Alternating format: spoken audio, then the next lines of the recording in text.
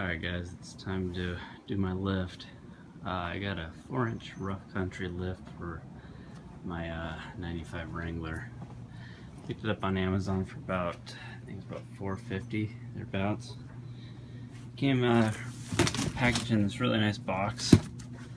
Everything was packed in there really nice in foam. I've opened it all up for you guys. Of course, the springs for front and back, new shocks, all the hardware, new U-bolts, longer sway bar mounts, new arm for the steering, bump stops. And then I was reading online, when you do this install, it's good to replace the brake lines with longer ones. So I've gotten longer brake lines for this kit. Here's the best part. Comes with a sticker. That pretty much sold me on the whole kit. No. Anyways, so this is all the instructions that it comes with. I guess they figure it's pretty self-explanatory, so you know, let's dive into this thing and see what we have. I'm going to start with the front. In order to do that, I'm going to go ahead and put jack stands underneath the frame, right up in here, so it doesn't interfere with the mounts of the old spring.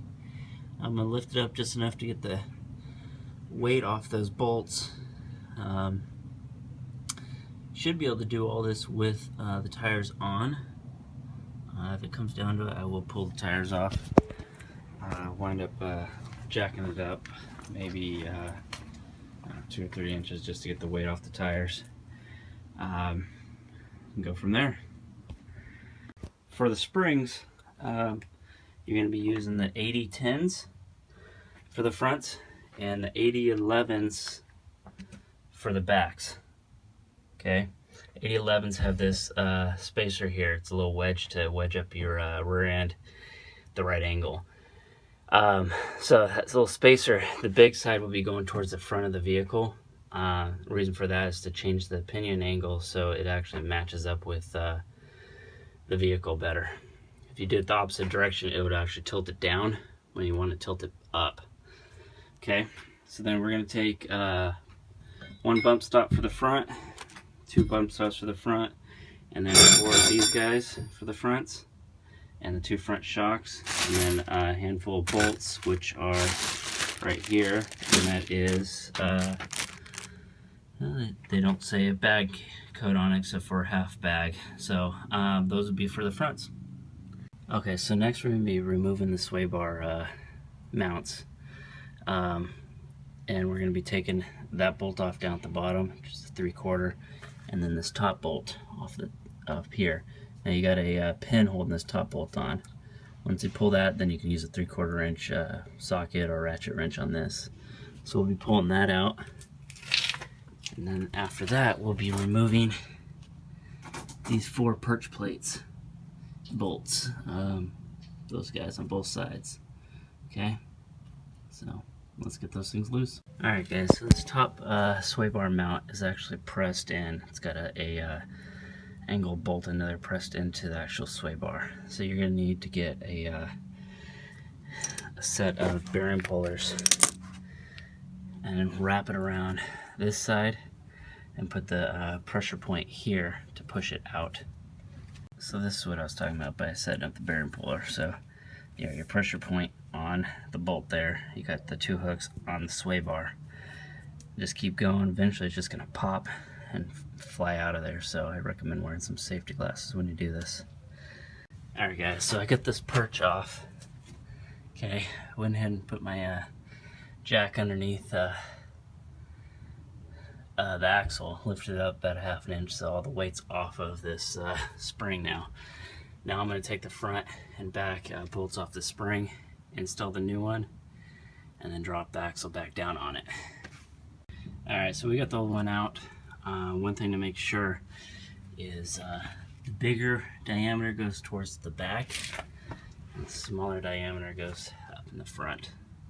Alright, so you're going to want to put the back one in first and then rotate to the front one. The reason being is because you can adjust those. That's not adjustable, so I would get that mounted first and then swing it around and mount that one up. Now, you are going to be reusing your bolts and nuts, so save those and yeah, don't throw them away. Okay guys, so you're going to want to loosen up the 2 top bolts on this guy, or excuse me, 1 top bolt, so this thing can move freely. Reason for that is you want your whole suspension to be loose, so when you set it back on the ground, it all settles in where it's supposed to, and then you tighten everything up. If you leave those tight and you try to tighten everything else up, you're going to have a really stiff suspension. And not to mention, it helps to put the last part of the spring in, you know, because you have to move it in to line up to that spring. Okay, so this kit comes with 2 different sizes of U-bolts.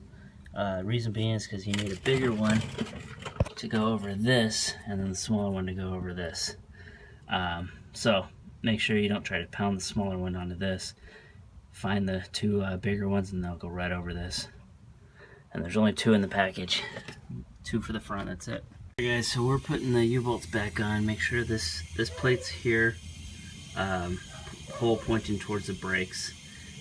Also remember that this U-bolt's bigger than this outside one that's only on the front.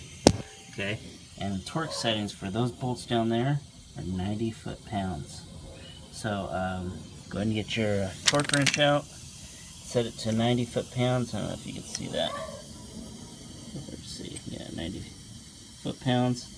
And get them snug and then torque them down. Okay, so in the back we're going to run into a little dilemma. Without pulling the gas tank out, you won't be able to get this bolt out. However, if you go the opposite of what I told you on the front, unbolt the front completely, drop it to the ground, okay, then you could take this whole thing, swing it out. Now the bolt is actually past the gas tank, so then you can slide it out this way. Alright, so when we're reinstalling the rears, you want to make sure the smaller diameter goes towards the back and then the bigger diameter goes towards the front. Most importantly though, there's a little wedge in here. That little wedge points towards the front of the vehicle. The reason for that is it changes the pinion angle on the rear drive shaft to match or to get close to the 4-inch lift. So to reinstall this thing, we're going to put the back one in first because of that gas tank issue. Okay, and then we'll put the front one in second.